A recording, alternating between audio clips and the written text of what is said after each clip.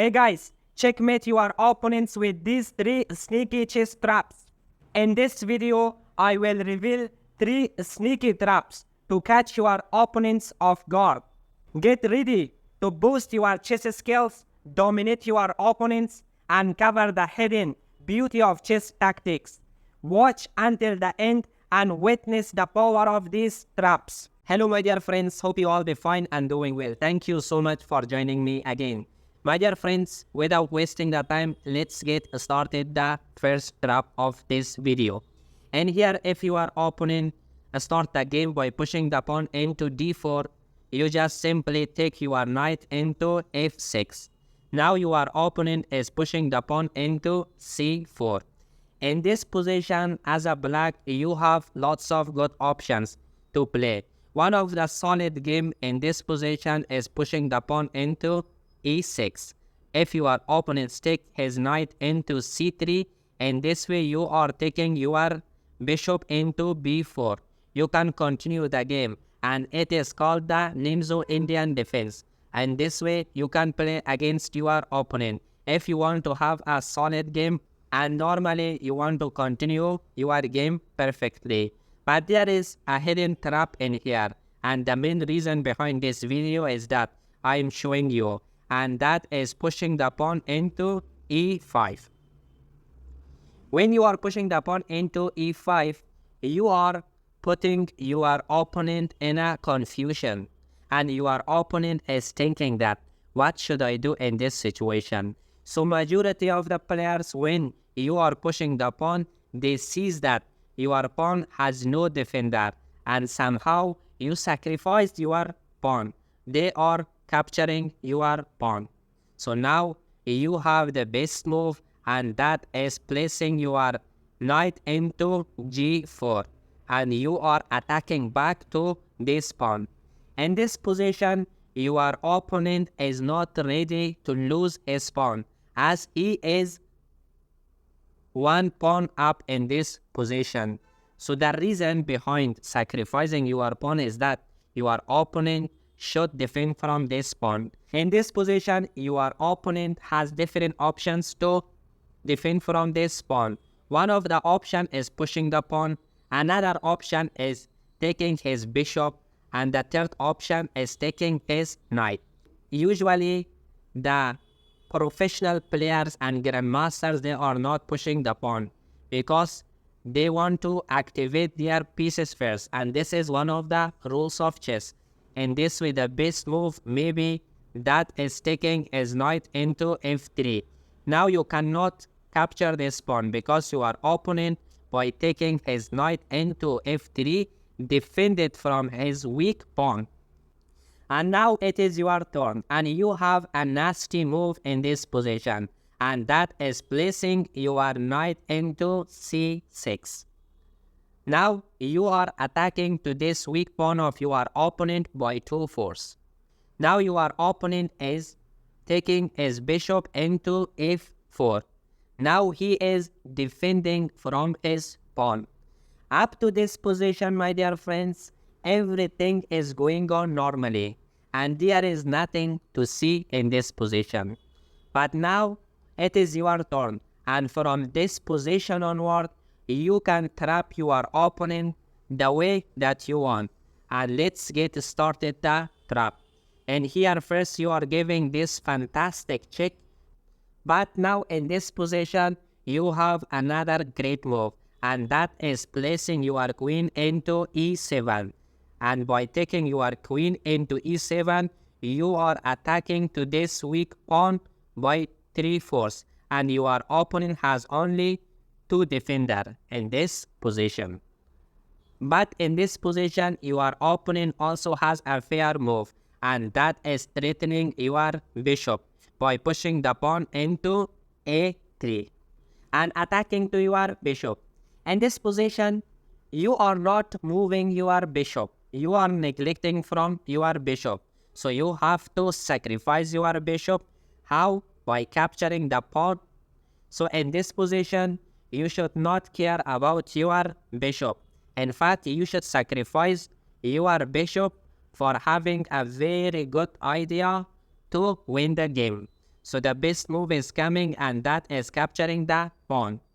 In this position, if your opponents make a mistake by capturing your bishop, so in one move, you can checkmate your opponent. Brilliant move. Your opponent's king is completely locked by his own pieces. So in this way, you can checkmate your opponent. And also, there is another variation that your opponent can play against you.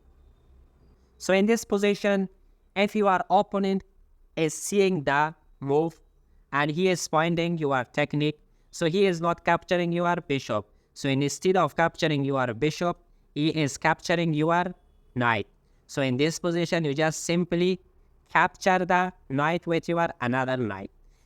In this position, your opponent already discovered this move. So therefore, your opponent first, he is capturing your knight. So in here, as a black, you should at first capture the knight and give a check. So when your opponents capture your bishop, so now you can easily capture your opponent's bishop. The game is going on normally and your opponent's not falling in your trap. But if he makes a mistake, you can trap him directly and checkmate him. Now, this game is also playable by both sides. Especially, it is a very good game for black. Because as a black, you are not allowing your opponent to take priority as he has the first moves of the game. Coming back to the second trap. In this trap, I'm going to show you how to punish your opponent when your opponent is playing the Caro-Kann defense against you. So, let's get started the game. Push the pawn into d4. Your opponent is pushing the pawn c6. And the main reason behind pushing the pawn into c6 is that in the next move, your opponent is pushing the pawn into d5. You push the pawn into e4 and let your opponent push the pawn into d5. Your opponent is pushing the pawn into d5. In this position, you have this option to capture the pawn, but this is not the best move. So the best move is taking your knight into c3 and defend from your pawn. So majority of the players capturing your pawn, and you simply capture it back by your knight. So in this position, there are different options for your opponents to play. One of the best moves for your opponent is taking the bishop into e4. And the second option is taking the knight. So both of these two options are very good. But in here, if your opponent takes his knight into d7, this is the natural move. And the reason behind this move is that your opponent is taking his another knight. And in this way, if you capture the knight, so definitely your opponent is capturing with another knight. In this way, he is activating his pieces. But you should not be hurried. And also, you have different options to play.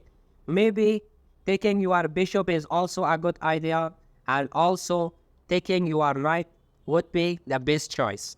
But I'm here telling you that you should take your queen into e2 and decide to punish your opponent severely. In this position, if you think with yourself, if your opponent make a small mistake by neglecting and analyzing your move, so he will be checkmated.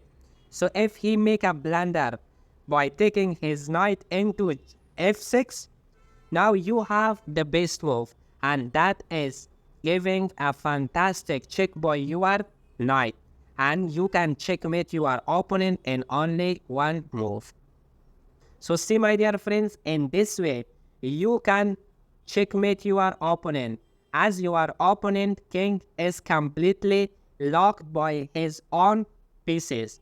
So this is the second trap that you can use against your opponents. Coming back to the third trap.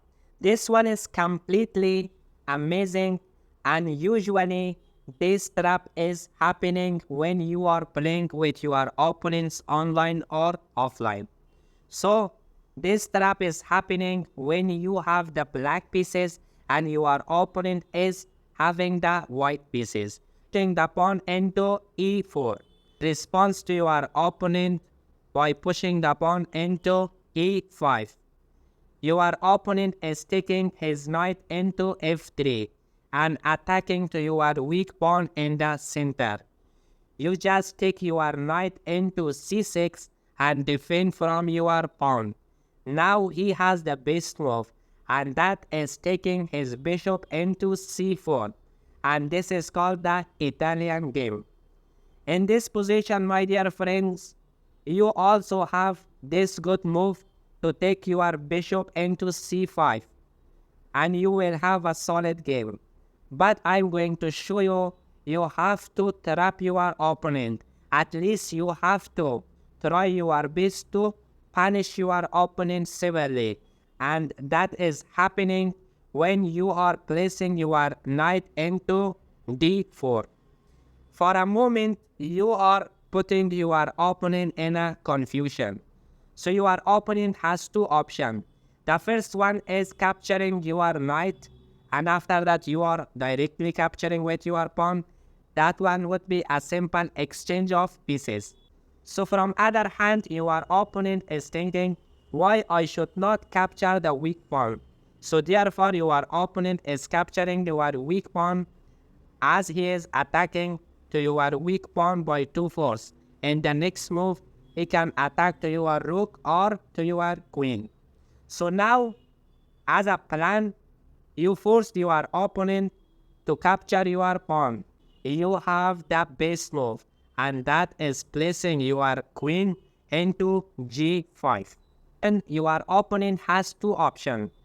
The first one is to capturing the pawn by his knight, and the second one is capturing your pawn by his bishop. In these two situations, you are winning a piece. For example, if your opponent captures the pawn by his bishop, so you are just simply moving your king. So in this way, you are attacking to both pieces. You should not worry about this move when your opponent is capturing, because you have this brilliant move. You are capturing your opponent's pawn and attacking to the rook. When he saves the rook, so you have this reverse move and capturing the pawn by your queen. With the help of your knight, you can control that your opponents cannot cover the check by his queen. So therefore, it is not happening. So I'm going to show you what happens if your opponent captures the pawn by his knight. And now he is attacking to your rook and to your queen, because his knight is protected and defended by his bishop. So he is thinking that up to this position, he is much more better. But by his surprise, you have the best move, and that is capturing the pawn and attacking to your opponent's rook. In this position, your opponent is thinking, I can capture your rook. Why I should lose my rook? So therefore, your opponent is trying his best to save his rook. Now you have another best move, and this one is completely nasty. And you are capturing the pawn by your queen and giving a fantastic check to your opponent. So your opponent cannot cover this check by his queen, because you are simply capturing by your knight. There is only one option for your opponent, and that is covering the check by his bishop. Now you have checkmate in only one move. Can you find it? So please pause the video for only 1 minute and find the checkmate in one move. So fantastic. And there is a checkmate by your knight. So in this way, you can punish your opponent, as your opponent is completely locked by his own pieces. So in this way, you can trap your opponent into checkmate.